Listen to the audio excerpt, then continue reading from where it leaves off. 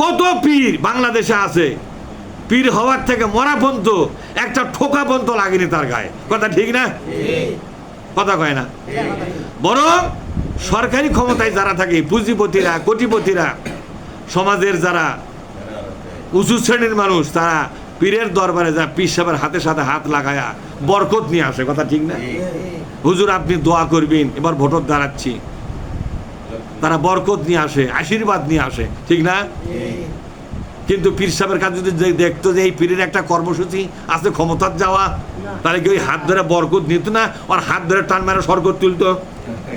কতক্ষণ না খায় এই পীর কি তখন বরকতের পীর হতো? কি বলতো যে এই পীরের চাইতে খারাপ লোক আর কি? কথা পীরগিরি করতে করতে আবার ক্ষমতার চেয়ারের দিকে তাকায়। কতক্ষণ না খায়। অথচ আল্লাহ পাক বলে, নবী আপনাকে ক্ষমতার দিকে তাকাতে হবে। কোন দিকে? নজর করো ক্ষমতার দিকে। খালি নামাজের দিকে নজর করলে হবে না, খালি রোজার দিকে নজর করলে হবে না, খালি দাড়ি টুপি ঠিক আছে কিনা এটাই খালি দেখলে হবে না। দেখো সমাজের মাতব্বরি করে কারা। এই মাতব্বর গুলোকে সমাজ থেকে বিদায় করে দাও, সেই জায়গায় তুমি বসো। তোমরা পাঠ করো, সেই জায়গায় কে বসবে? নবী রাসূল বসো। তাহলে ক্ষমতার দিকে নজর করতে বলেছে কে? নবী রাসূলকে বলেছে। নবী রাসূলগণ এই কর্মসূচি পালন করতে যায় যত বাধা, তাই আল্লাহ পাক বলছেন ওয়াকাযালিকা, বলেন ওয়াকাযালিকা জাআলনা ফি কুল্লি ক্বরিয়াতিন আকাবিরা মুজরিমিহা লিয়ামকুরু ফিহা। আমি প্রত্যেক রাস্তার মোড়ে মোড়ে এই সমাজের সকল মাতব্বরদেরকে, সকল কোটিপতিদেরকে, সকল শিল্পপতিদেরকে নবী রাসূলদের দুশমন বানায় মোড়ে মোড়ে খাড়া করে রাখছি, যাতে নবী রাসূলগণ বিনা বাধায় পার হতে। আচ্ছা, নবী রাসূলগণের সামনে বাধা তৈরি করে দিয়েছে কে? আল্লাহ পাক। আমাদের সামনে তো কোনো বাধা আল্লাহ দিবে না নাকি? আমাদের জন্য তো কোনো নেতারা বাধা নয়। আমরা ইসলাম কায়েম করবার চাইলে কায়েম হয়ে যাবে না? না, যে বাধা নবী রাসূলের জন্য ছিল একই বাধা আমাদের মধ্যে ওপর হচ্ছে কিনা জোরে? ইসলামের হকপন্থী দল কোনটা?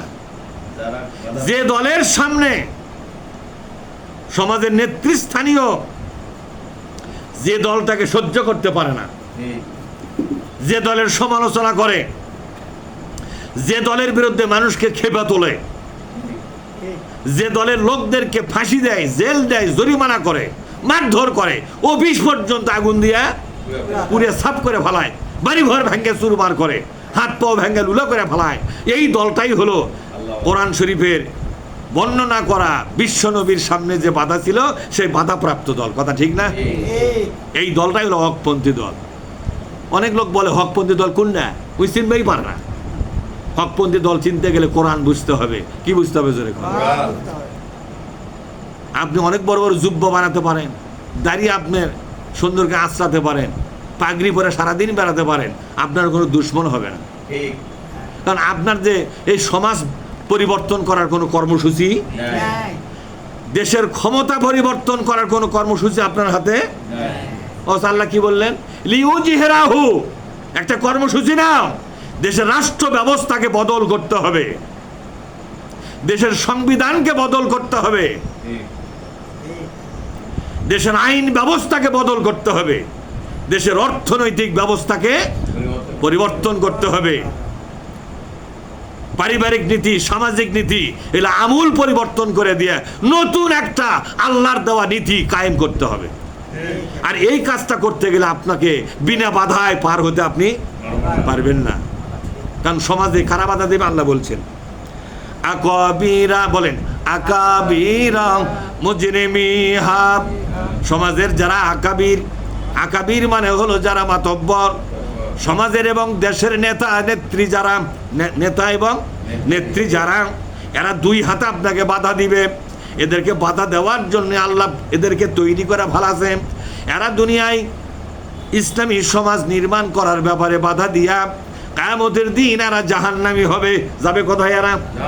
এই বাধা দানকারীরা কোথায় যাবে বলেন তো?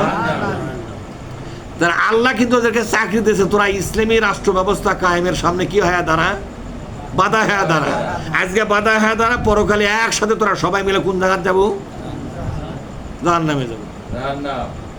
আর যারা বাধা পায়াও এই ময়দানে কাজ করতে আসে, বাধাকে দুই পায়ে মারিয়া জীবন চলে যায়, হাত ভেঙে যায়, পা ভেঙে যায়, চোখ চলে যায়, বাড়িঘর ভেঙে যায়, জেল জুলুম হয়, ক্ষতি হয়, অর্থনৈতিক ক্ষতি, শারীরিক ক্ষতি, মান সম্মানের ক্ষতি, সব কিছুকে পুষে নিয়ে সামনে এগিয়ে যায় যারা, আল্লাহ পাক বলছেন এদের জন্য আমি আল্লাহ পাক জান্নাতের দরজাটা খুলে দিব।